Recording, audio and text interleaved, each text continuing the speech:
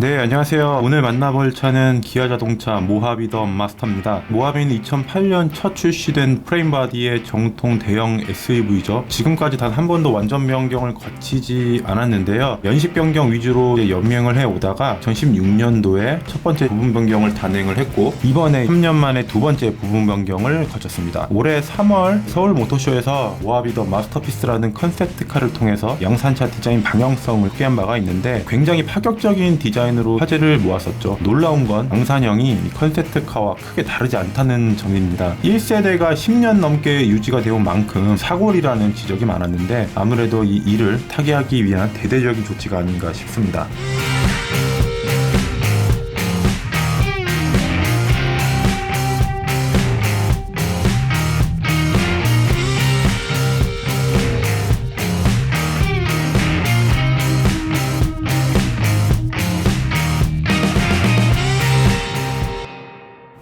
디자인 먼저 살펴보겠습니다. 핵심은 전면과 후면입니다. 얼굴을 보면 기존 모하비의 정체성은 찾아볼 수가 없고요. 기존 기아차의 디자인 아이덴티티와도 괴리감이 있는 모습입니다. 헤드램프와 그릴을 크롬 테두리로 둘렀는데 마치 사람이 고글을 쓴 모습 같기도 하고요. 수직으로 떨어지는 주간주행등과 그릴 패턴이 꽤나 남성적으로 보입니다. 전체적으로 굵직굵직한 선을 많이 썼고요. 각진 라인이 프레임보디를 채용했다는 것을 암시하고 있고요. 두툼한 전후면 범퍼도 강인한 이미지를 풍기고 있습니다. 뒷모습도 많이 바뀌었죠. 가로형 리어 컴비네이션 램프는 기존의 기아차에서 많이 쓰는 기법인데, 미래지향적인 분위기도 내면서 고급스러워서 개인적으로는 선호하는 디자인입니다. 전면과 마찬가지로 수직형 패턴을 써서 통일성을 유지를 했고요. 다만 측면은 크게 달라진 점은 없습니다. 부분 변경이 한계일 수도 있는데, 휠 디자인 정도만 바뀌어서 옆모습만 놓고 보면은 구형의 이미지가 떠오르는 것은 어쩔 수가 없는 부분이다, 이렇게 볼 수가 있겠습니다.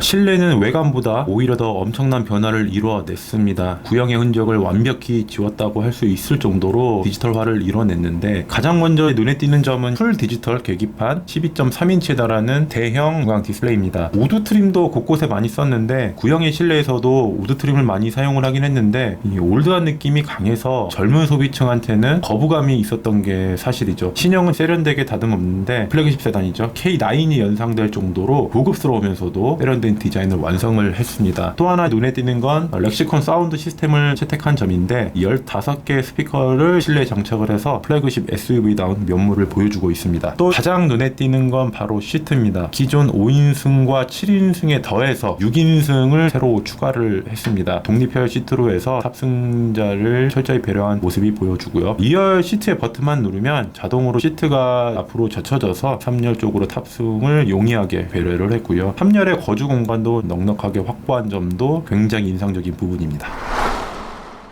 네, 지금부터 이제 시승을 시작을 했는데요. 오늘 날씨가 굉장히 안 좋아서 좀 제대로 된 시승을 할 수 있을지 좀 걱정이 되긴 되는데, 일단 타보도록 하겠습니다.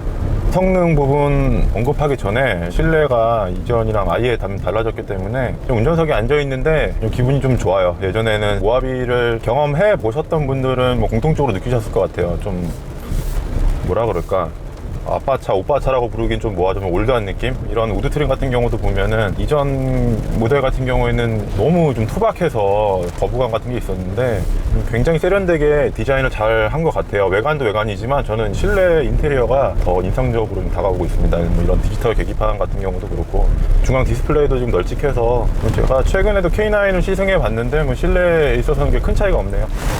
참고로 파워트레인은 기존하고 동일합니다. V6 3.0 디젤 엔진이고요. 8단 자동 변속기하고 맞물리고, 성능도 그대로입니다. 260마력, 57.1kgm. 연비는 이제 소폭 하락했는데, 제가 타고 있는 시승차 20인치 타이어 기준 리터당 9.4km인데 이전보다 0.2km 정도 줄었습니다. 왜냐면은 그 연비 줄어든 이유는 공백 기간 동안 좀 환경 규제가 좀 강화됨에 따라서 그 부분이 좀 반영이 돼서 떨어진 것 같고요. 기존하고 성능 부분에 있어서는 차이가 없다고 보시면 될 것 같아요. 쉐보레가 모하비 경쟁 차종이라고 할 수 있는 트래버스를 출시를 했는데, 트래버스는 이제 3.6 가솔린 엔진이죠. 출력은 트래버스가 높은데 토크에서는 이제 모하비가 20 정도 앞서고 있습니다. 그렇기 때문에 이렇게 순간적으로 힘 필요할 때 내는 것은 확실히 이제 디젤이 강점이 있는 것 같아요. 참고로 국산 XUV 중에서 V6 3.6 디젤 엔진을 쓰고 있는 차는 모하비 더 마스터가 유일합니다. 확실히 토크 수치가 압도적이다 보니까 가속 페달 밟을 때마다 순간 가속도 부분에서는 흠잡을 데가 없습니다. 고속으로 들어오니까 장점이 많이 보입니다. 노면에 물도 많이 고여 있는데 워낙 힘이 좋다 보니까 거침없이 이제 비집고 나가고 있고요. 배기량이 넉넉하다 보니까 힘의 부족함을 느낄 새가 없습니다. 다륜 구동이 주는 안정감도 가장 큰 장점이라고 할 수 있을 것 같습니다. 확실히 후륜 기반이다 보니까 일선 구간에서는 뒤에서 밀어준다는 느낌이 드는 편이네요. 최근에 나오는 디젤차답게 엔진 소음 같은 거는 가솔린차 못지않게 굉장히 준수한 편입니다. 이 모하비만의 강점이라고 하기엔 좀 그렇고 최근에 나온 디젤차들 워낙 소음 부분에 있어서는 신경들을 많이 쓰고 있기 때문에 디젤차의 소음 같은 경우에는 출고 후에 1년, 2년이나 봐야 그런 부분을 이제 평가할 수 있을 것 같아서 일단 소음 부분에 대한 첫 인상은 굉장히 좀 준수하다 이렇게 좀 말씀을 드릴 수가 있을 것 같습니다. 지금 기상 상황이 생각보다 굉장히 안 좋은데 확실히 이제 차체가 크고 이제 지상도 높다 보니까 물 웅덩이 같은 경우도 그냥 가볍게 지나가네요. 지금 거의 노면이 물 구덩이나 다름이 없는데 무리 없이 지금 거침없이 질주하고 있습니다. 좀 전면 유리창에 물이 막 튀겨서 시야 확보가 어려운데 그나마 사고가 높다 보니까 시야 확보가 좀 더 승용차보다는 용이한 것 같습니다. 특히나 이렇게 지금 날씨가 굉장히 안 좋은 상황에서 일반 승용 같은 경우는 쉽지가 않을 텐데 대형 SUV 장점 중 하나인 것 같아요. 이런 넓은 시야 확보. 지금 거의 폭우 수준으로 비가 쏟아지고 있어서 노면이 굉장히 미끄럽거든요. 일반 승용차로 이런 날씨에 속도를 높일 엄두를 못 내거든요. 무게 때문일 수도 있고 다른 구동은 이제 채택했기 때문에 악천후 속에서 노면이 상당히 미끄러운데 바퀴가 지금 노면에 딱 달라붙어서 안정감 부분에 있어서는 흠잡을 곳이 없는 것 같습니다. 지금 급제동을 했는데 생각보다 담력이 많이 필요합니다. 아무래도 차체가 크고 무게가 나가다 보니까 제동을 하는데도 좀 담력이 일반 SUV보다 좀 더 되게 들어가는 기분은 들어요. 근데 여기 지금 시승차에 사람이 지금 성인 한 명 3명이 타고 있는데 더 태우면은 제동하는데도 좀 더 담력이 더 필요할 것 같습니다. 날씨도 굉장히 좋지도 않고 앞에 차도 주행하고 있어서 속도를 많이 못 내고 있는데 가장 먼저 드는 기분은 좀 승차감 부분이에요. 생각보다 좋지 않거든요. 프레임 바디 SUV의 단점 중 하나죠. 모노코크 방식 채용한 SUV보다 떨어진다 그런 지적이 있는데 그래서 기아차도 이 서스펜션에 많은 보강을 이뤘다고 하는데 아직까지는 그 효과를 저는 잘 못 느끼겠습니다. 지금 요철의 충격이 좀 엉덩이로 좀 전해지는데 장시간 운전하면은 좀 피로감이 좀 누적되지 않을까 좀 그런 걱정이 좀 드는데 모하비가 프레임 바디 SUV이긴 하지만 오프로드를 주로 달리시는 경우는 잘 없을 거란 말이죠. 대부분이 이제 도심 주행을 목적으로 이제 구입을 하실 건데 그렇기 때문에 그런 저속이나 일반 주행에서 그 승차감은 굉장히 이제 중요한 요소인데요. 제가 아까 그 저속으로 주행할 때 노면 진동이 많이 느껴져서 불만을 말씀드렸는데 속도를 붙이니까 그런 부분은 많이 줄어든 것 같습니다. 일단 고속에서의 승차감은 프레임 바디 치고는 꽤나 이제 준수한 것 같습니다. 최근 모노코크 타입 채택한 SUV와 비교하면은 확실히 좀 더 거친 승차감이긴 합니다. 만약에 차를 구입할 때 있어서 승차감을 중요하게 생각하시는 분들은 구입 전에 한번 반드시 비교를 해서 고르셔야 될 것 같아요. 프레임 바디를 채택하지 않은 SUV와 비교 시승을 해보시고 최종 결정을 하셔야 될 것 같아요. 개인적으로 좀 호불호가 많이 갈릴 거라고 생각이 들거든요. 중에 조속에서 진짜 이 승차감은 제가 계속 언급을 하는데 굉장히 투박합니다. 진짜 이 장시간 운전하면 피로 누적도가 꽤나 있을 것 같습니다. 제가 계속 이 프레임 바디 SUV 단점을 계속 언급하고 있는데 또 하나가 이제 이 차체가 높다 보니까 약간 출렁거림? 마치 요트를 타고 있는 듯한 출렁거림이 있는데 신형도 많이 좋아지긴 했는데 좀 속도를 내면은 여전히 출렁거림은 있습니다. 지금 비까지 많이 와서 좀 노면이 젖어서 그런지 몰라도 좀 오버해서 얘기하자면은 배를 타고 있는 듯한 느낌도 약간 드는 것 같고 프레임 바디 채용한 대형 SUV 단점 중 하나가 좌우 롤이 좀 심하다는 점이 있었는데 기아차가 이번에 신형 모하비 내놓으면서 그 부분은 신경을 썼다고 하는데요. 진짜 좌우 롤은 많이 잡은 것 같아요. 급차선 변경을 해도 자세가 그렇게 크게 흔들리는 것 같지 않고요. 스포츠 모드로 한번 주행 모드 한번 바꿔봤습니다. 노멀 모드보다 생각보다 수동성은 느껴지는데요. 그것보다 이 사운드 제너레이터 때문에 좀 재미는 있는 편입니다.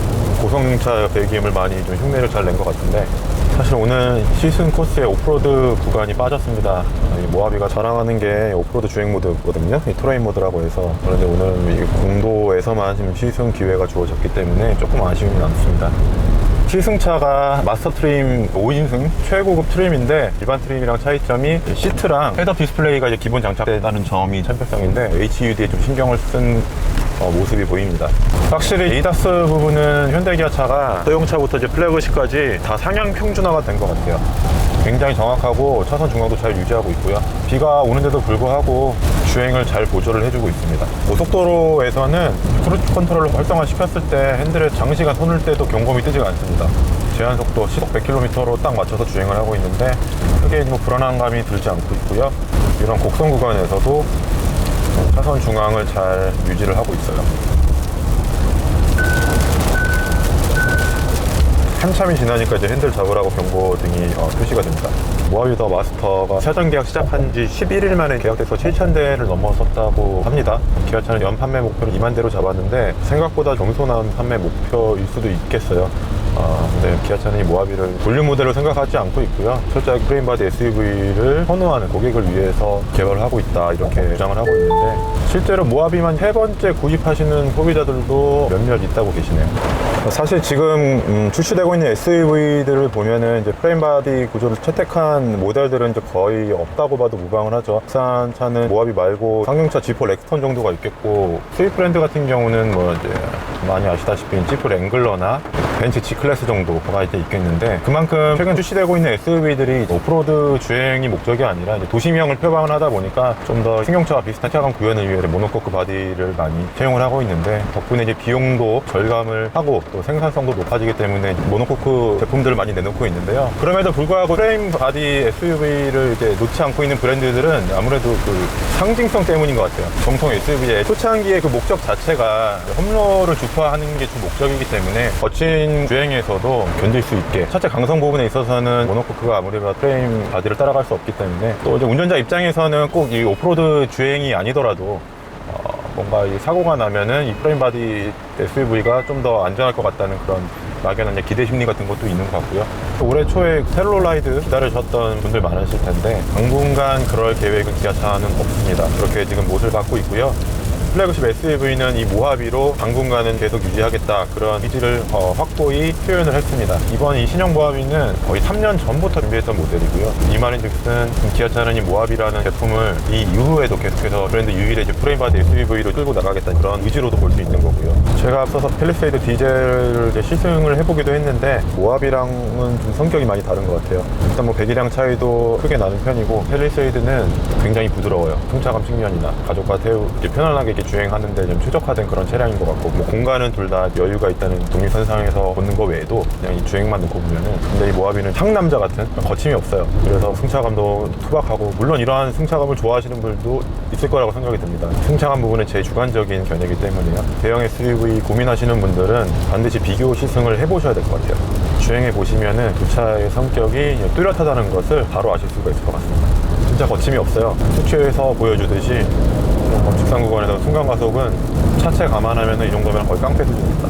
물론 이런 덩치의 SUV를 이렇게 높은 속도로 운전을 하는 것은 좀 부적절하다고 보여집니다. 길지 않은 시간 동안 시승을 해봤는데 일단 그 국내 유일이죠. V6 3.0 디젤 엔진은 뭐 여전히 넉넉하고 정말 강력합니다. 승차감 부분에 있어서는 좀 다소 투박하기는 한데 이런 부분은 좀 개인적인 호불호가 있을 것 같습니다.